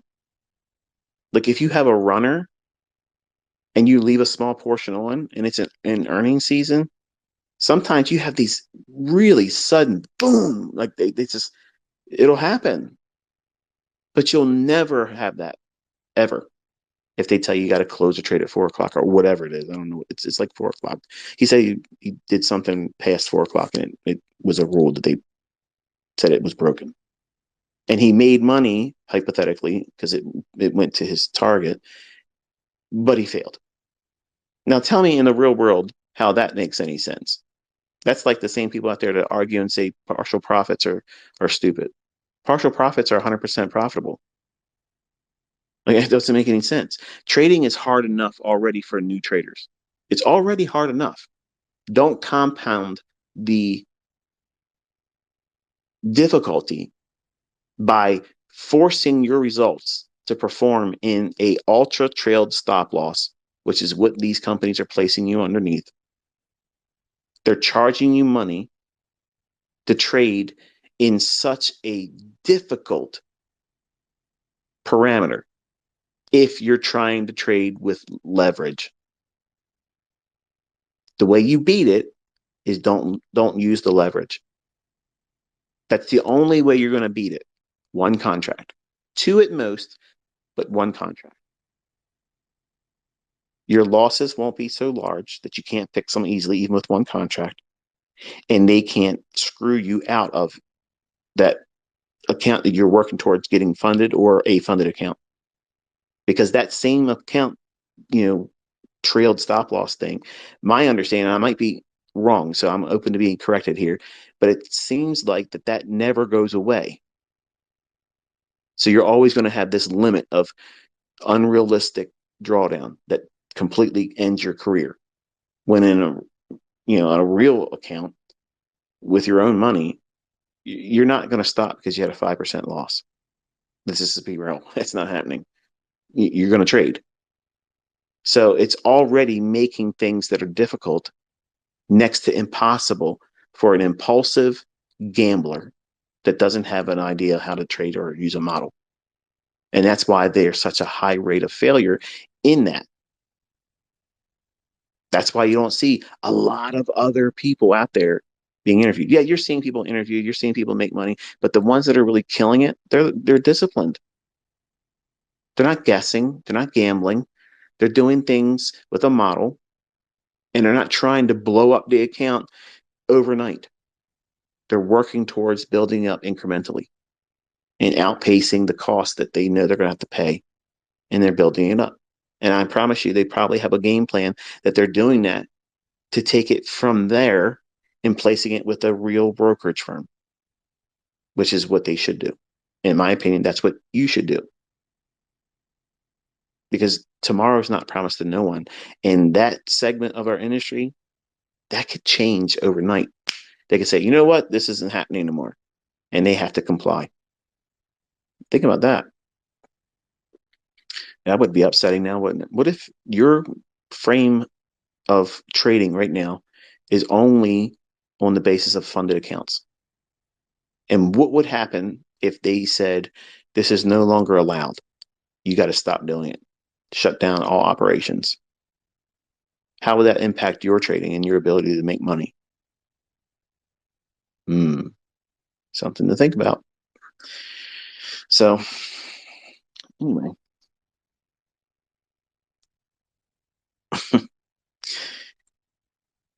I really wanted to sit down and have like a kumbaya moment, sharing a personal thing that you would never know about. Like I didn't need to tell you about my son. You don't need to know about that. It's none of your damn business. But it's useful as a mentor because I'm showing you that if you do all the wrong things, no matter who you are, what pedigree you come from, you're still not going to see the results you want. And I'm showing you a side of me that, I'll probably regret it months from now because it'll be taken out of context and you'll probably take it out of context tonight or tomorrow. Who cares? But I'm sharing my frustration. Like, I don't know how to fix it. Like, I can't do anything to change what's not being done or what's being done. And it feels very, I feel powerless, in a way where I know my words and my instructions and my encouragement are not going to be helpful. He's going to do whatever he wants to do. And I'm trying to come to terms with that because, they're all growing into their own adult. They're growing into their own person. And while they may have certain characteristics of me, they're all individual and they all have their own unique qualities that make them who they are. Even though they're my kids, they all have certain quirky little things that make them who they are. And, frankly, I was hoping I was going to have a lot more influence, at least in this setting. And I'm discovering that my strength in what I thought was going to be my influential advantage to be able to guide them and avoid all the things that I know is problematic and prevent them from having all these problems and struggles and be easier for them to learn it. It's much like some of you. They just want to do it their way. And I guess in a lot of ways I can appreciate it because that's how I was. But I don't know. I mean, you sit down, you say, now watch this. This is the thing we're following. This is the list of procedures and protocols and winning, winning, winning. Now you do it. Okay. Throw the piece of paper out the window. Let's start with a new language. Let's trade a different time of the day. Let's use a different market. What is going on here? What just happened? Like, who are you? Are you my boy? What's wrong with you? Who are you? You're an imposter. So human nature, it's a real thing, and dad doesn't fix it. ICT isn't enough to overcome it. They have to break themselves. They have to burn it down enough times and then sit there with the ashes, in the ashes, and come to grips with they were the ones that did it to themselves. They are the ones that are going to have to come out of all that, wash themselves of it. And that's what I had to do. I mean, I wasn't spared any of that.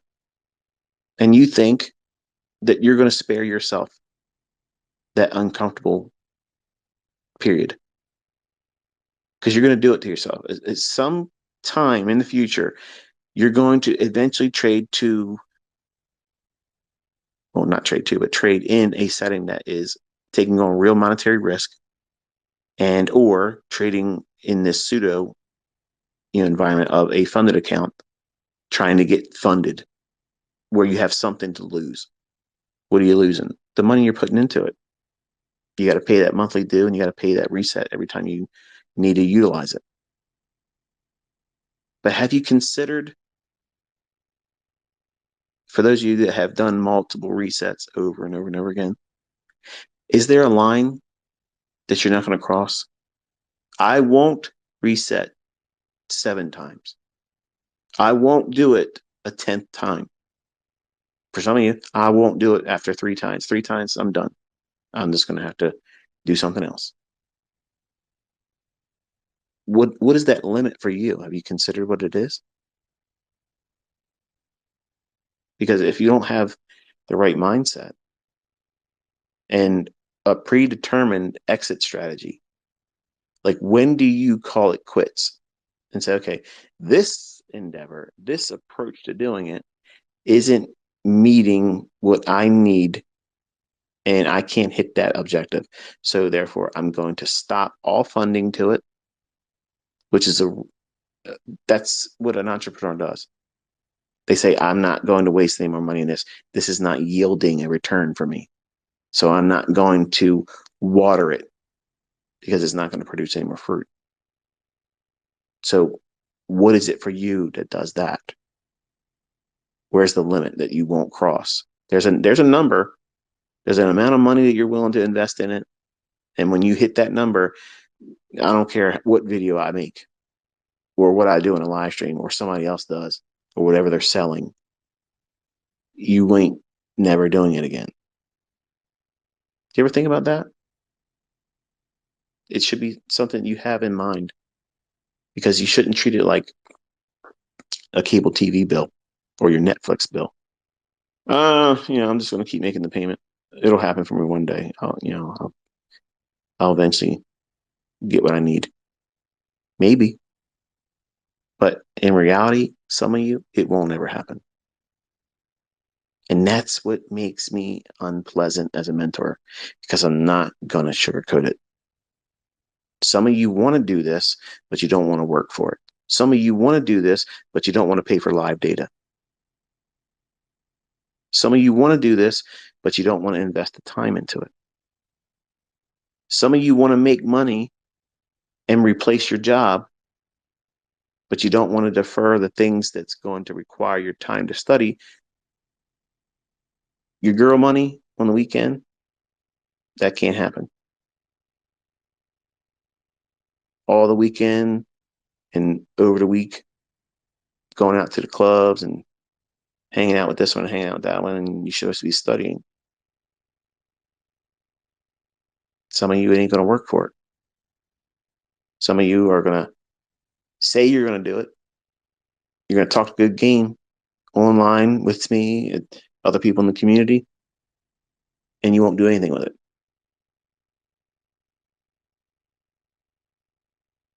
You can't pretend.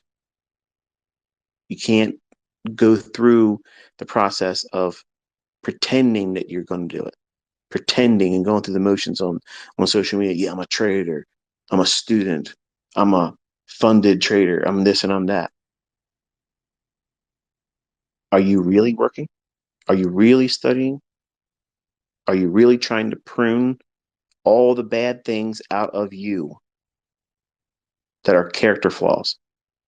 Keeping up with who is doing what on social media, who's making money today and how much, who had the biggest drawdown, who lost today. These are all things that really don't do anything to make you better. And nobody's keeping score by that stuff. Nobody cares.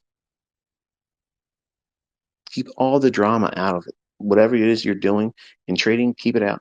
That's why I literally cannot wait. I said this to my older students the other day. I said, I can't wait till November. I'm so drained by social media. I have channels that I follow on YouTube that are not even traded, like they're not trading channels. They're just, well, a lot of different things. I like certain car channels, homesteading YouTube channels. I listen to some Christian channels that follow things in the news and try to make a parallel to scriptures and things like that. And it's funny to see how wrong they are. But to read the comment section of everyone else's videos And you could be doing something very wholesome, charge no money, kindness, polite, never even use a curse word, never talk bad about anybody else. And invariably, you'll see dozens of miserable people in the comment section attacking either the person that's doing the video, saying they should have did this and why ain't they doing that, or they're attacking other people in the comment section that are just being part of the community. And that's what I'm seeing more of. I'm seeing it in public. Like I said this morning, we were out shopping, and the rudeness of people is off the charts now. Madness. And I've always been an introvert. I might not sound like an introvert because I'm talking about something I love, which is the markets and such. But if you were to meet me in the public setting, you would never identify me as an inner circle trader. You would never say that's that guy, because I'm reserved. I'm quiet. I'm not trying to draw attention to myself, and I see how people are becoming much more toxic, and I want to be my old reclusive self in November. Like, I'm looking forward to that, because the world's getting uglier, and people are getting very, very agitated over the smallest things, which means that we're at a boiling point. And I don't want to talk about the topics. The last time I did, since I mentioned a specific person, they killed the stream and the space was ended. I didn't end it, it was ended. And I've contemplated talking about using my SoundCloud account for those types of discussions. I don't want to put them on here because they've already, and 2 times they've done this. And the last time I was on Twitter, the reason why I left Twitter years ago is because I was telling everybody in 2019 what we all went through with COVID and the whole world coming to a screeching halt and all that stuff. I didn't say COVID, but I said, we got something coming bad. It's going to be worse than 9/11, and every country's going to feel it, and yada yada yada. I was putting up posts, and they weren't letting those posts go through. So that was the first time I ever felt like anything I say is being watched by people that can say, you're not allowed to say that. And I was the first time I've ever been censored. Like, I've never felt censorship before. So I felt uncomfortable with that. I was like, I'm not drawing any more attention to myself with this. I said, I'm done. Nobody drove me off of Twitter. Nobody ever drove me off of Twitter, and nobody drove me off now, and they won't. I'm scheduling my departure. It's the second Friday of November of this year. That's when I'm leaving Twitter. My tweets will stay up. I've deleted no tweets. I don't edit. I don't have a payment with Twitter where I can edit my tweets. Everything is exactly how I made them. Typos, incorrect spelling, the whole thing. But I don't want to talk about some of the topics that I've done before in the past on this medium, because I know it's under new management, but I'm not convinced new management is anything different.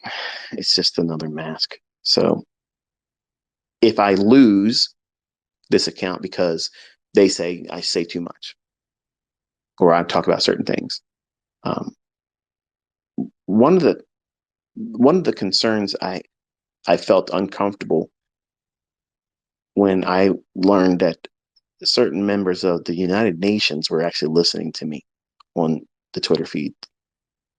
And I'm just, a guy that talks about the markets. I'm not part of any kind of leadership like that. And why they would be wanting to listen to me and why they were in my 3 hour long Twitter spaces. Like, it would be one thing to say, okay, why is there a lot of people listening to this space? But they're in there the whole time. So that was a little unnerving. And then when I'm talking about things that are not real popular, and then I'm talking about certain subject matters, and then my Twitter space gets terminated. I feel like I'm back in that same spot again. So I'm not going to talk about those things here. I can talk about that kind of stuff on my SoundCloud, and it's not monetized. So it's not like me saying, come over here so I can make money. I'm not making money off of this. I want to do these things. I want to talk. I want to give you my opinion, number one. That's first and foremost. That's all it is. But I also kind of want to guide you through the growth and the growing pains that you're going to go through doing what it is that we do, learning something that's really incredibly difficult. And you have to submit through a lot of time, a lot more time than you want to put through initially. And it's a medium with SoundCloud. If they were to shut that down, I don't care. I don't care. But I have a voice here on Twitter that I want to keep until the end of the year in November. That medium I want to keep, so that way everything I said, it's archived here. It's public. Everybody can see what I called. Everyone can see what I was looking for real time. You can't hide it. I haven't deleted anything, and nothing's been changed, and nothing has been hidden from you. There wasn't a plan A, plan B. It's all here. The last time I left Twitter, I told everybody a week in advance. I said, I'm going to be removing my Twitter account. If you want any of my tweets, you have until Saturday to copy them. I didn't just pull the plug. I let everybody know this is the way it is. When I shut down my mentorship, I said, you have this many months to collect what you want because it's done. I didn't pull the plug like that. I'm telling you when I'm done teaching. It's the second Friday in November of 2023. I'm telling you when I'm stopping. So everything has always been this way. I've always done these things, but I don't feel comfortable talking about some of the things I felt I would be able to do because it was under new management on Twitter. And, you know, I don't view myself as someone that would be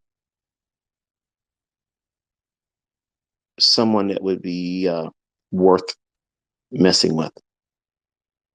I'm just a simple guy. I got a very, very good skill set that I'm trying to share, and I'm trying to do it for free. And I'm trying to do it in a way where I can find it fun. It provides me a sense of satisfaction to stop people that have ripped off my content and tried to market it as their own, because now they can see that I'm the person that put that out there. And you all have the advantage of being with me for free and see if it's worth your time and investment in it. And if it's not, no harm, no foul. Good luck with whatever you do. But I don't want to put myself in a situation where I was just going to say it. Some dude on Twitter posted something about a candidate in 2016, and he's facing 10 years in prison for something that wasn't really all that big of a deal. In my opinion, wasn't. And we can't make a joke about anything. Like, you can't joke about certain things. You can't say certain things. And to me, we don't have freedom of speech if that's the case. Certain speeches aren't free. You're free to say whatever you want, but be prepared to accept the consequences of your free speech. So I'm not going to use this medium to talk about the things that in the past I used this medium for. So without losing my voice to you about prompting you real time and being like I'm a friend that I can send you a text message. Like when I post a tweet and you're following me on Twitter, It's just the same as if I had your personal phone number and I sent you a message. Hey, look at the ES at this minute, this favor you got. It's like we're best friends. We've known each other for a long time, and I have your number, and I'm sending you a text message. I like that access to you because it's immediate, it's real time. And if I talk about something here, and I know some of you really want me to ramp that part of what I do up, I don't want to do that because we're getting to Orwellian levels. And I don't want to be a voice that they say, yeah, this guy needs to be tapped and he needs to be told he can't do that anymore in a really convincing way. Like, I don't need you to do that. Like, I already see what's coming and all those things that other people are enduring. I have other things I got to do. I don't want to be bothered with all that crap. Now, I've already mentioned this stuff, in 2016. I already laid all this stuff out and said what we're dealing with right now. It's happening. All that stuff I talked about, and everyone made fun of me. And I didn't fully understand why I was saying what I was saying at the time. But it all came to pass and is coming to pass right now. Like, we're seeing all this stuff. And I don't have an answer for it. Like, I know some of you have this real high and lofty opinion of me. I don't know. Like, I have no idea where to put the money I have. Because if things go where I think it's going, it's going to affect everybody. And I don't believe crypto is the answer. I know some of you are probably you're typing out the tweet right now. Put it in Bitcoin, put it in Ethereum, put it in XRP, and XRP is going to be this, whatever. But buy gold, buy silver, buy this, buy that. My trust is not in money. I don't have all the answers. The things I know about, I talk about. If I don't know something, I'm not going to talk about it. I'm not going to pretend that I do, which makes me a boring kind of guy. And that's fine. I don't claim to know everything, but the things I talk about, I feel like I'm an authority figure on it. Otherwise, I'm not going to talk about it. That's why I sound arrogant, because it's really from a position and stance of authority. I know what I'm talking about. I show you, I prove it to you. You see the logic coming to pass in the charts. It's real time, right to the second, right to the minute, right then and there. But all this stuff that's coming down the pike, we're not getting into too many details. I mean, if you just take a look, and it's coming. They're not hiding it now. Your sense of freedom is about to be redefined. And I'm not sure that direction is something that we want to be going in. There's a lot of tension in the world. There's a lot of anger building up, and that's going to increase. And social media presents the perfect opportunity for two opinions to come together. And where it would have been fun in the past to rib another guy or girl and make fun of them and everybody laugh about it, and it's, what it is, trolling. I was a troll. I was a troll. I don't want to do that now because the consequences that they're placing on simple little gags, simple little things that, that to rib another person or make fun of someone else or make light of something, they've turned it into a federal offense now. Oh no, you're talking about they did this and they did that. I know the argument's going to be in relationship to the guy who's facing federal charges for 10 years in prison for election interference. Listen, I understand the new generation are really not educated. They're not. And my oldest is my daughter. And I can tell you, college was the worst investment ever because her whole outlook, she likes socialism. And that's a point of contention for her and I. And we are not allowed to have certain conversations like that because my wife won't allow it. But she is indoctrinated in socialism. She's been taught that in college. That's what they're breeding that mindset. And it's unfortunate because I'm not a subscriber to that. I don't think that's the way any country should go. And every country that's done it falls.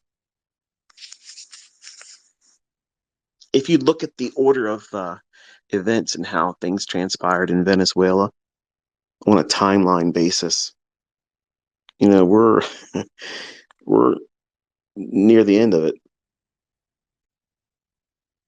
Venezuela used to be amazingly rich. It was one of the richest countries in the world. Everything was wonderful for it.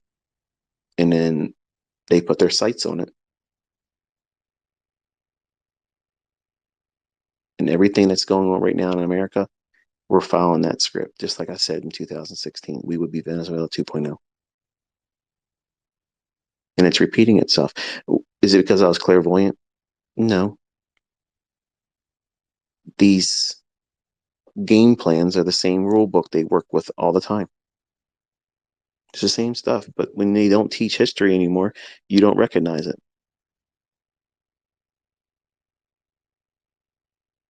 You can't even buy the history books I have anymore.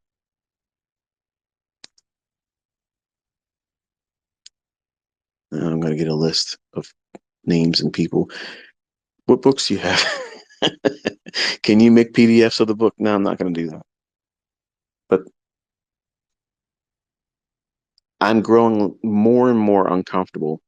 Whereas back then, and even in the early stages of all the stuff and the Corona stuff, I was bold. I would say whatever I felt like saying, and I didn't care.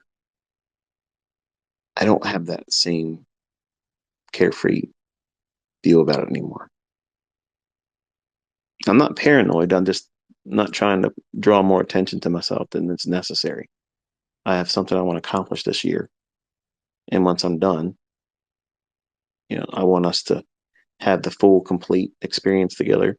That way I haven't been hindered and nothing interrupted it. So I'm trying to stay in my lane.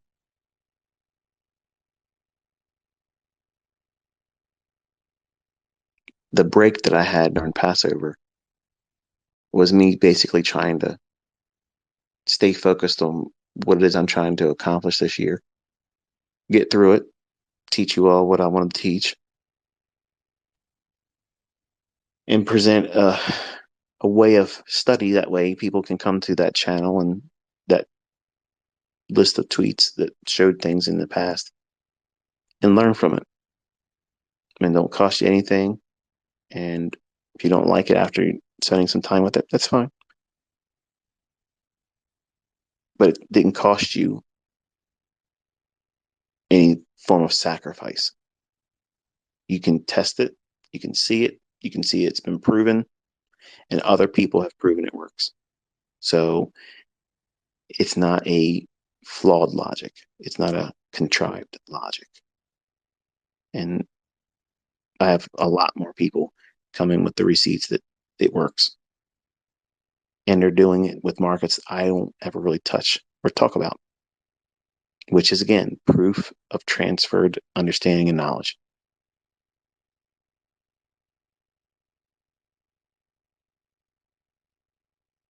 So, anyway,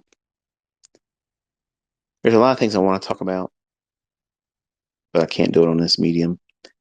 So, like I said, I'm probably going to start doing once a week some kind of I guess it would be considered my tinfoil hat discussions, and it's wonderful segregation from the trading discussions. So that way, if it's not your cup of tea, you have no business going over to my SoundCloud account. But if you like that type of thing, and you just want to hear what I'm looking at, what I'm pondering, what I've found interesting, noteworthy, or where my concern is, that's what I'll do over there. There is no ads, there's no monetization of it. And if for whatever reason that account gets taken down, which I can't even imagine why it would, but if it did, I don't care. It doesn't affect this platform here, which is what I'm utilizing throughout the rest of the year. So that's the business there. And I will, I guess, catch up with you on Monday.